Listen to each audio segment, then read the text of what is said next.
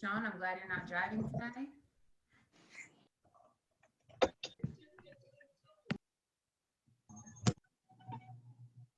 There you go.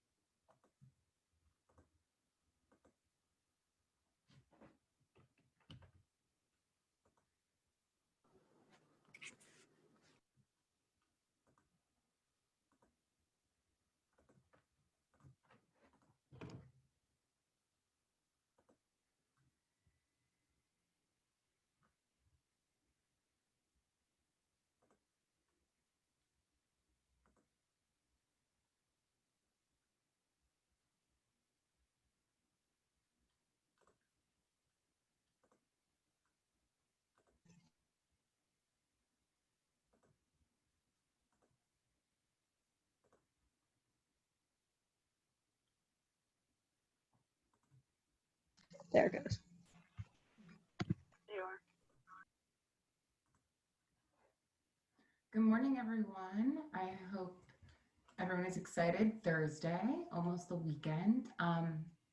First thing first, anyone who had Professor Carver on Tuesday in lab, how did lab go this Tuesday? I know, again, we went over some really tricky material on Tuesday, and so I wanted to see how lab was. Hopefully when we finish today, it'll make a little more sense to you, but please make sure you reach out if you need any extra assistance. Brianna is also a resource to utilize for tutoring, because it's going to start getting a little bit more complex, and I want to make sure you guys stay on top of everything. So how was lab on Tuesday?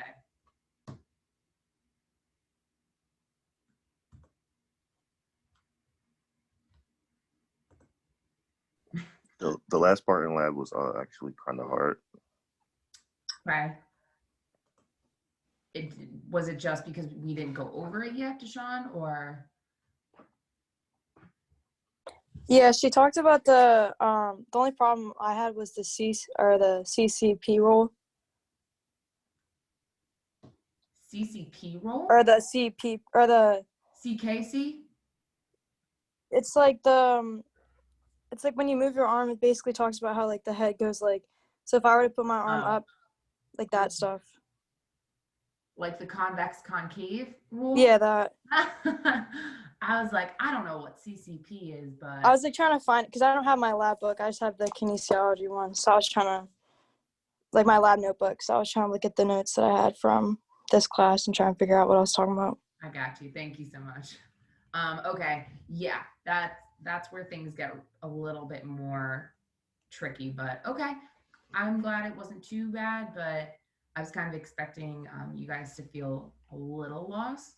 Hopefully after today, it'll make a bit more sense, and you guys will be able to complete your assignments appropriately. All right, let's get rolling. I'm just going to pull up we're just going to be finishing arthrokinematics. We're not going to be starting anything new today.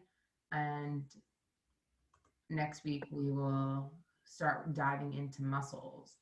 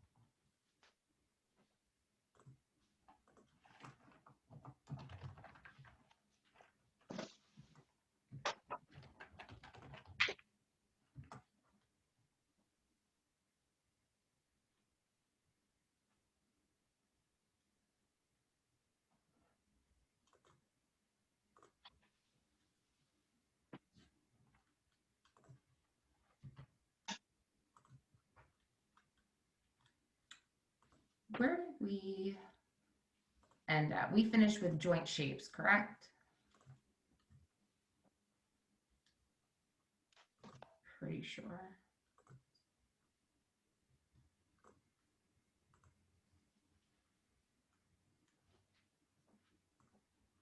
Correct me if I'm wrong, but this is where we ended, right? Yeah. Okay, thank you. Okay, so just to go over some of the things that we covered on Tuesday, we'll jump back a little bit. End feels. Everyone should have a pretty good idea of what an end feel is. Again, an end feel is the clinician's actual perception and feeling when they're moving their patient's joint through range of motion. So for instance, if I'm the clinician and I'm bringing my patient into shoulder flexion, what am I feeling when I'm pushing that person into shoulder flexion? Does it feel like a hard stop? Does it feel like there's a little bit of push and a little bit of give there? So end feel is what you as the clinician are feeling when you are pushing your patient into range of motion. And obviously it's going to change joint from joint. Okay. The forces. Let's go over some of these forces again. So traction force. Remember, traction force means that we are pulling apart. So traction force is pulling apart, whereas compression means pushing back together. Shear forces. What did we say shear forces do? What direction do they move? Parallel. They're parallel. Very good, Mercedes. Parallel. So that means they can be parallel this way. That means they can be parallel this way also. Okay. And then lastly, a bending or a rotary force. So any type of bend, it is a combination between compression and shearing.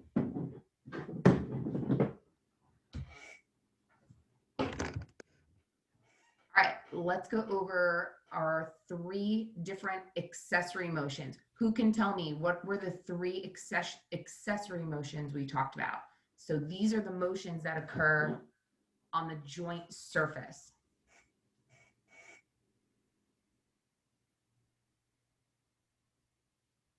There were 3 accessory motions, and these are the little motions that occur on our joint surface that end up making. Roll. What'd you say, Naz? Was roll one of them? Roll, glide, and something else. Slide? Spin. Spin, there we go. Great job, though. We have roll. We have roll. So here's what rolling looks like. When we roll, we have slide.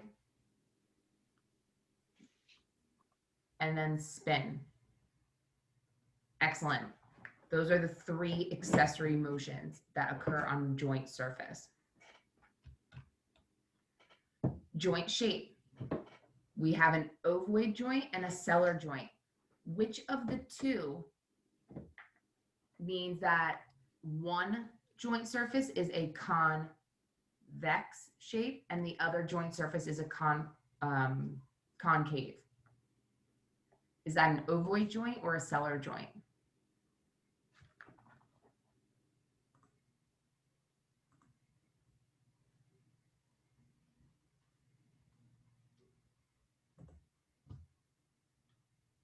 She said. I don't know if someone just answered or asked something. So this is an ovoid. Ovoid means concave and convex together. A sellar joint, way to remember, sellar saddle. It looks like a saddle because we have two shapes. They're the same.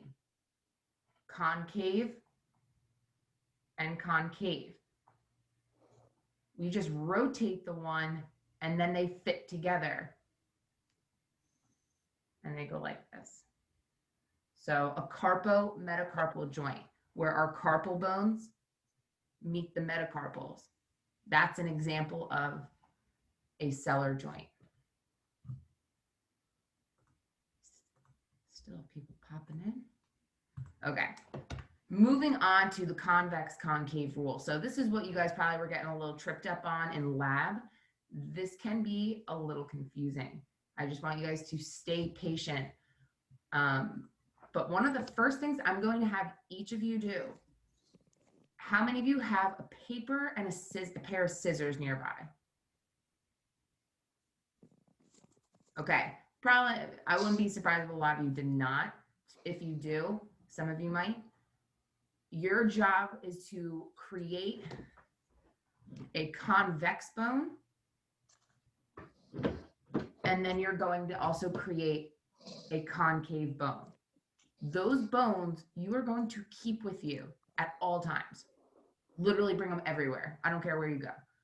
And having those bones are going to help you visually see what the convex and concave rule is all about. So shape determines motion. Remember, this is convex. This is concave.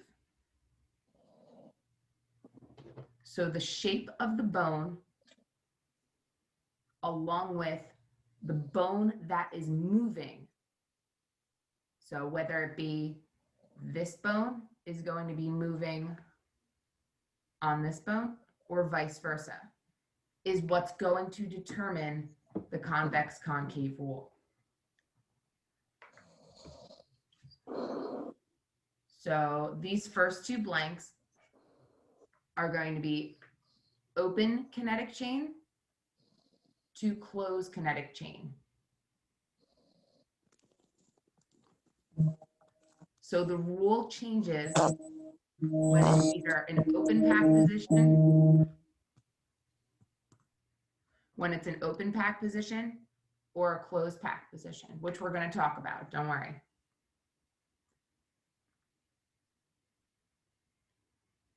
All right, so the first part of the rule, the convex surface.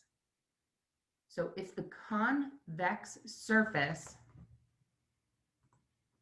is moving, so if the bone with the convex surface is moving, the surface is going to move in the opposite direction of the bone.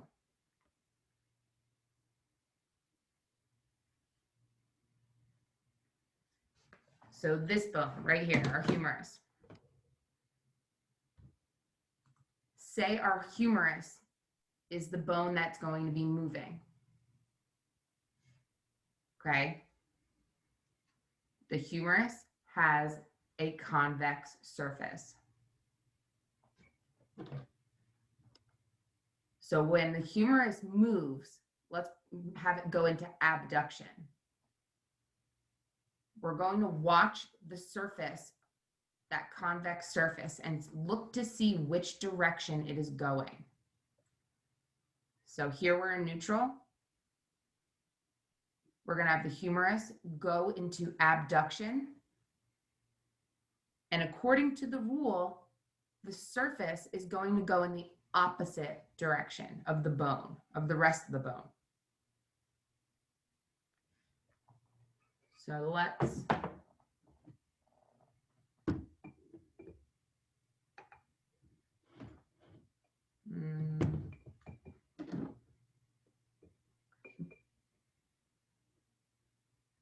So notice how this part of the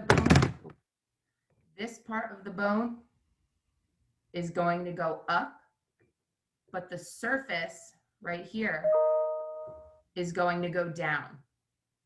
Ready? So we're going to start in neutral. Humerus is going up, but the joint surface right here is going down. Does everyone see that? Now let's do, and we'll go into the opposite direction. So we're starting in a fully, we're starting in a fully abducted position, like this. Watch the direction of the rest of the bone, and then watch the surface of the joint watch the articular surface here. So the whole bone is going down, but the surface is going up. Do you guys see that? Okay. So this was the humerus. During this example, the humerus is the movable bone. The scapula stayed still, correct? So that's, the scapula was considered to be fixed. If it was staying still, not moving, that is considered to be the fixed segment, and the humerus was considered to be the moving segment.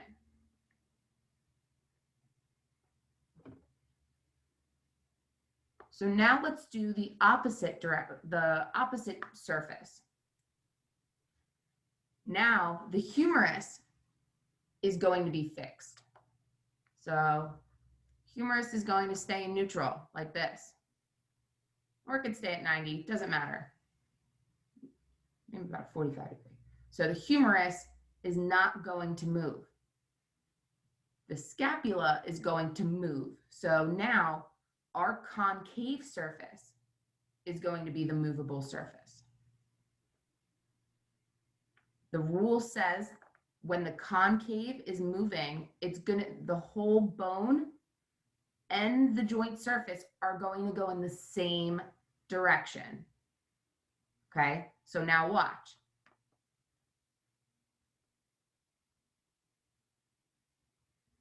Everyone see that the surface and the whole bone are both going up.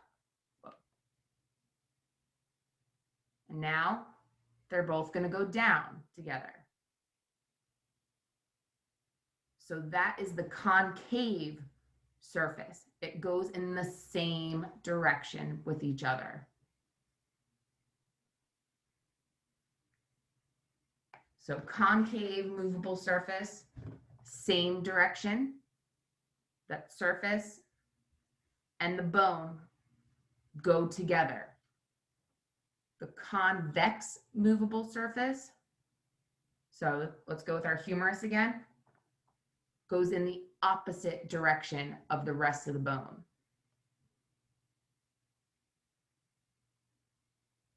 So the whole humerus goes up, the joint surface goes down.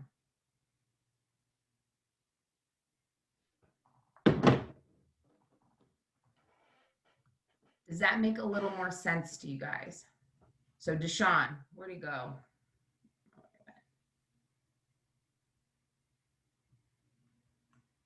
I don't know. Oh, wow. Chat was blowing up. I'm sorry.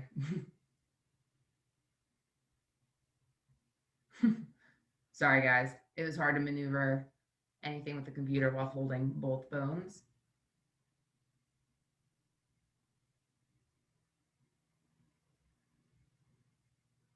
Okay.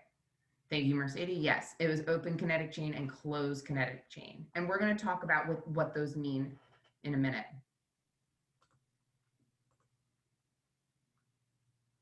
All right, great job, guys.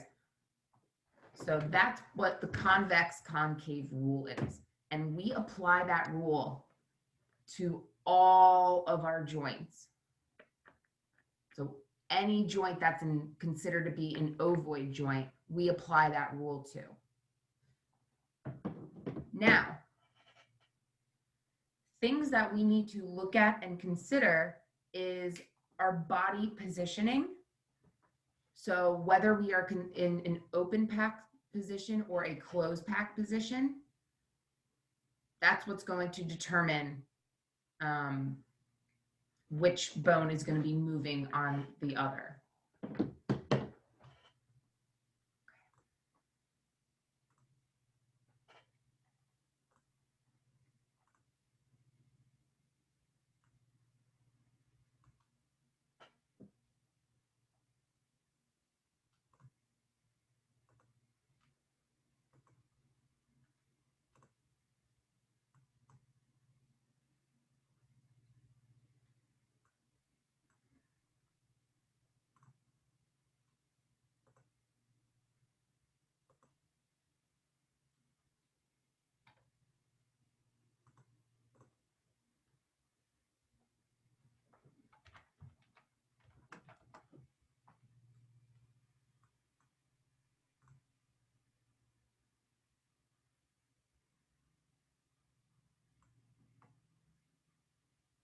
All right, sorry about that. Get my screen all good.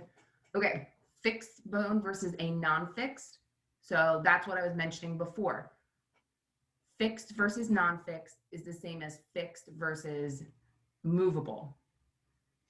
You're always going to have one of the two bones in the joint to be moving and one is not going to be moving. The bone that is not moving is called the fixed bone.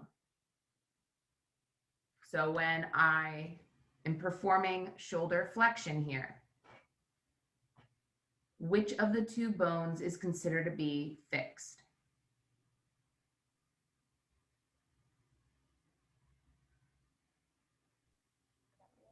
Scapula, very good. The scapula is the fixed bone. And my humerus is considered to be non-fixed or the moving bone. Pretty straightforward. Same thing here. The scapula is moving and my humerus is fixed.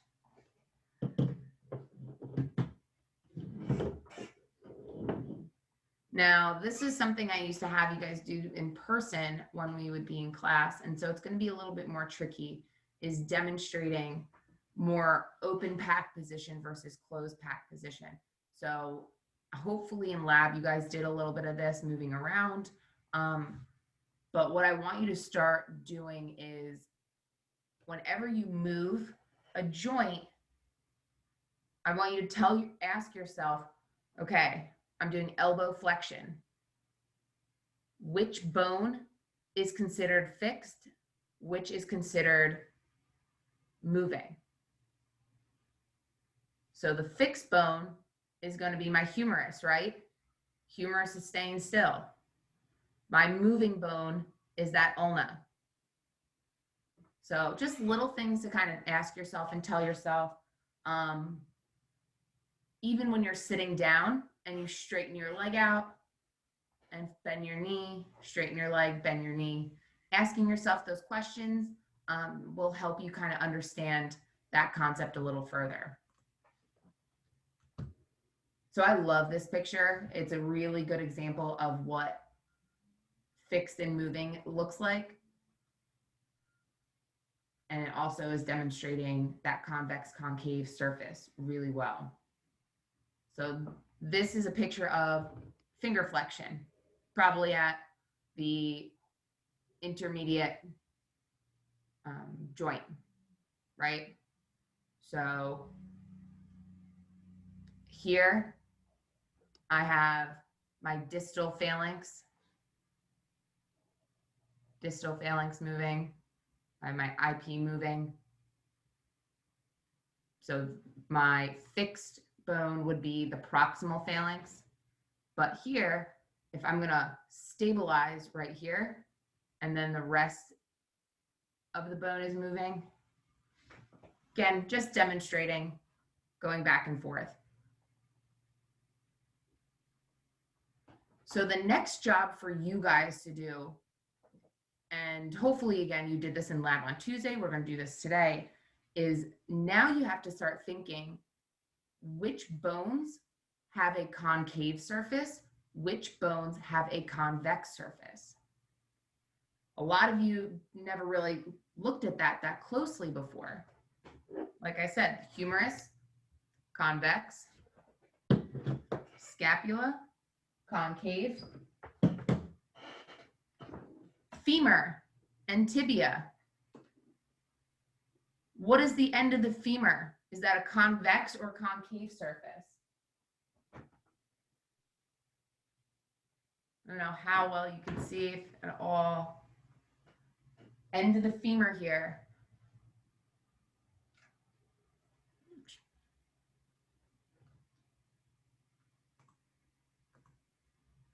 Okay, very good, Tyler. Convex. They're rounded. Remember, the femur has condyles, and so they're outward, big outward projections.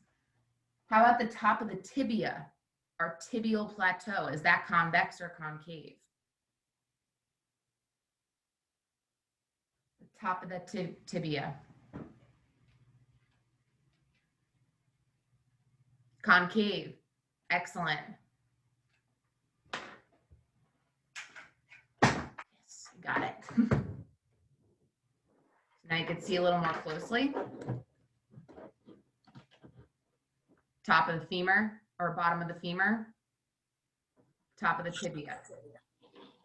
Excellent. So when we go into knee flexion, say we're sitting, we straighten our leg out and then we bend our knee. The femur is going to be the fixed segment. The tibia is that moving segment.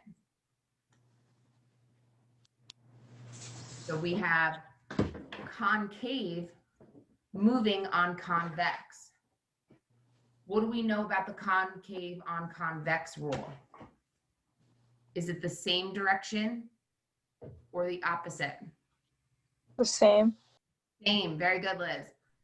So the tibia is the concave surface moving on the convex, just like this. So the whole rest of the tibia is moving in the same surface, the same direction as the surface.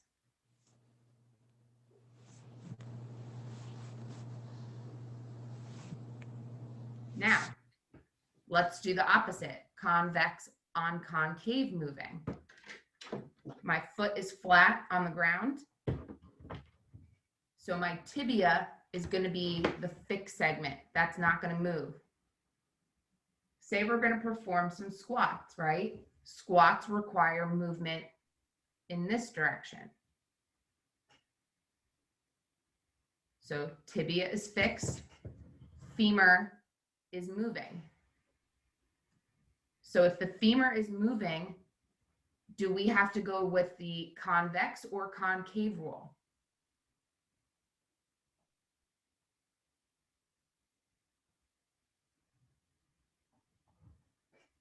femur? Convex. Convex. Very good, Courtney. So the convex rule says opposite. So watch the whole femur go this way, and then watch the surface go this way.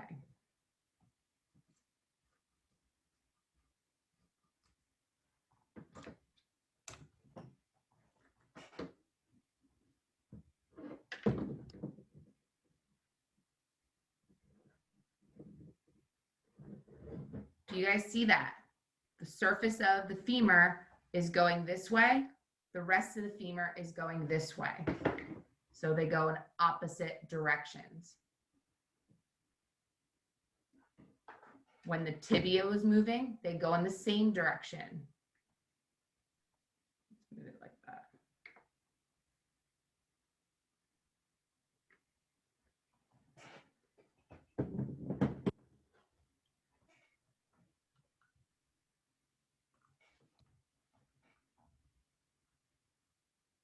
Another really great, I love this. It demonstrates very nicely. Convex, concave.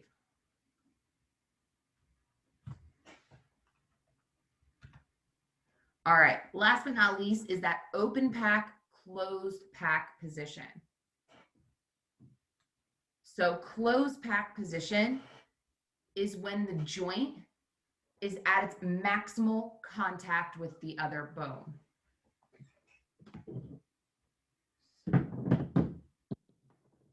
So closed pack means the joint is at maximum contact. Usually it's very tight and compressed in the joint. The ligaments and the capsule are very close together. And it also makes it very difficult to take them apart.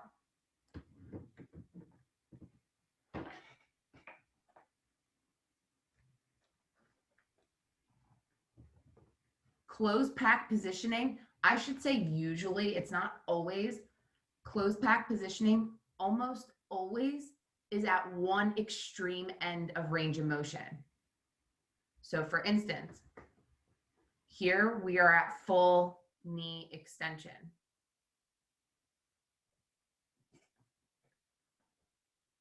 Elbow extension is considered to be closed pack positioning.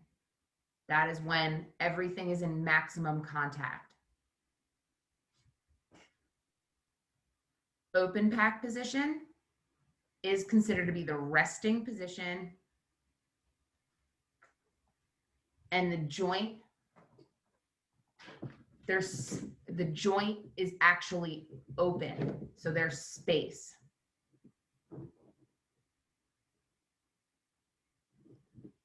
So the joint is open.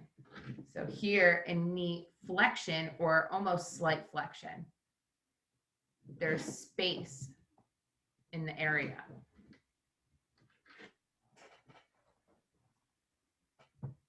So it is minimal contact.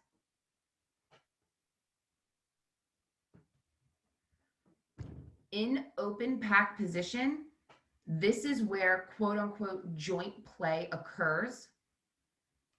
Joint play is another name for accessory motions. So in open pack position, that's where we have our roll, slide, and spin. Not in closed pack. So imagine here we're in closed pack position. Everything's tight. Everything's nice and tight. Is there any space for the bones to roll, slide, or glide in this position? No.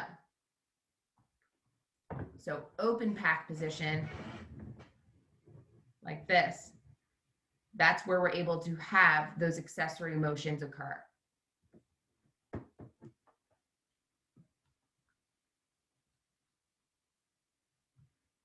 Have you guys heard of the term congruent before? Maybe in like geometry, or I don't know, while back at some point. So when something is congruent, Is this the same? essentially the same. Congruent means they're just together. They're together. Non-congruent means they are just not there. So yes, they are essentially not the same because they are not together. So closed pack means they are congruent. They're in maximum contact. Open pack, not congruent. Oops.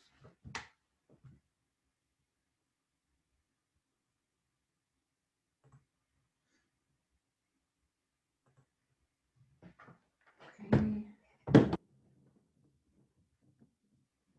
So I don't have a slide for this. I don't know why. I swear I did. I'm going to talk about, since we did open pack position and closed pack position, I'm going to talk about open kinetic chain versus closed kinetic chain. And those are not, they're different concepts than closed pack and open pack. Okay, so open,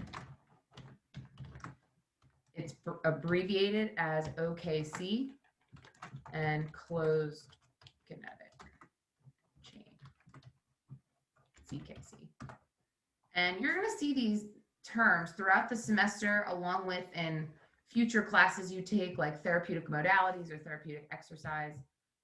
So open kinetic chain. Open kinetic chain means the distal segment of the joint is not fixed. So the distal segment of a joint is not fixed. We usually use these terms when referring to exercise, different exercise, okay? So an example of an open kinetic chain exercise would be lifting a free weight. So my bone is going to be a dumbbell, and if I'm doing bicep curls, this is considered to be an open kinetic chain exercise. Why? My distal bone, or the distal segment, the ulna, is not fixed.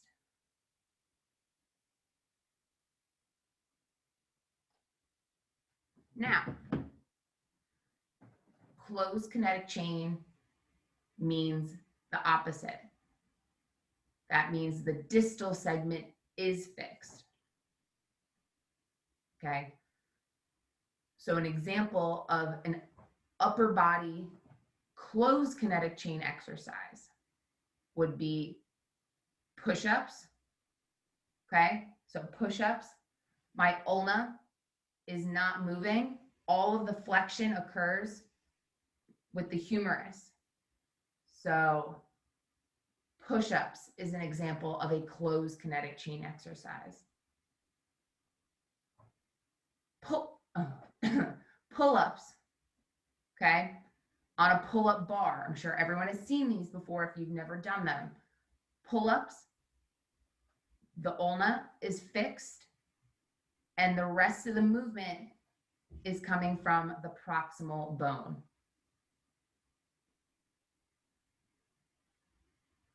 So let's look at some lower extremity exercises, closed kinetic versus open kinetic.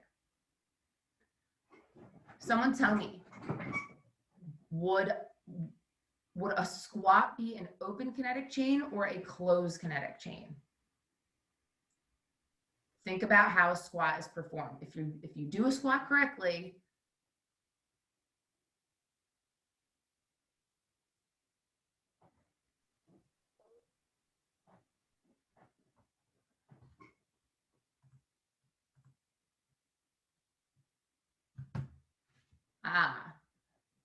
so I'm getting some opens.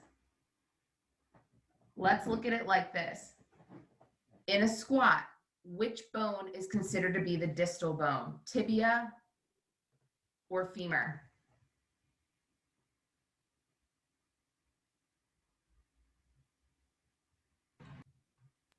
Tibia.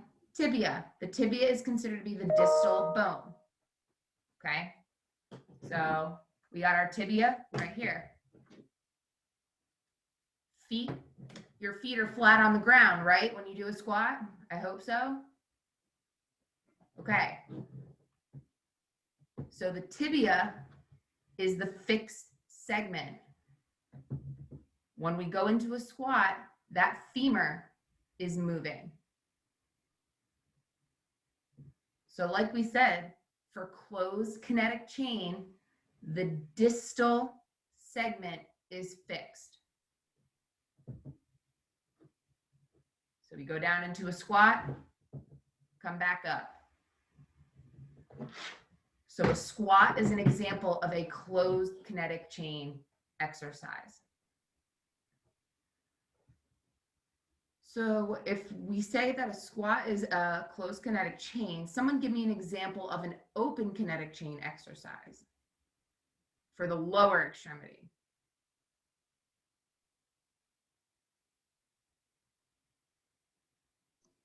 Could a lunge count?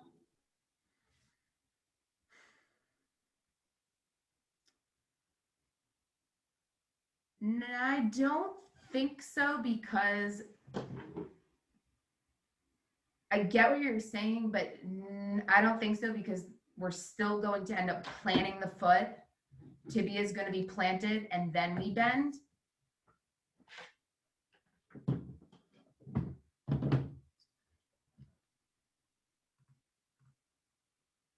Okay, very good. Leg extensions. Very, very good. Leg extensions are an example of an open kinetic chain exercise for the lower extremity. So if everyone were to be sitting where you are and we extend the leg out in front of us and then bring it back into a flexed position, that's considered to be open kinetic chain. And that's because our distal bone, the tibia, is now moving. So here's my leg in a seated position. Pretend there's a seat under the femur. For leg extensions, we come up and come back down. Come up and back down. So the femur is fixed and the tibia, which is the distal bone, is moving.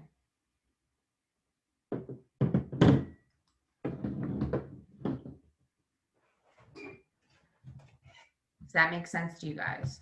A little bit. Even if this does not fully make sense yet, that is okay. It will in time. All right. Does anyone have any questions, or do you want me to go over anything in particular? Again, please ask now. Feel free.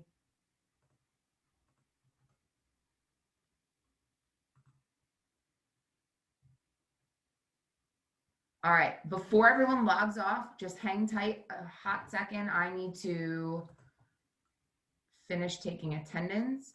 It's hard when people get stuck with, what's it called?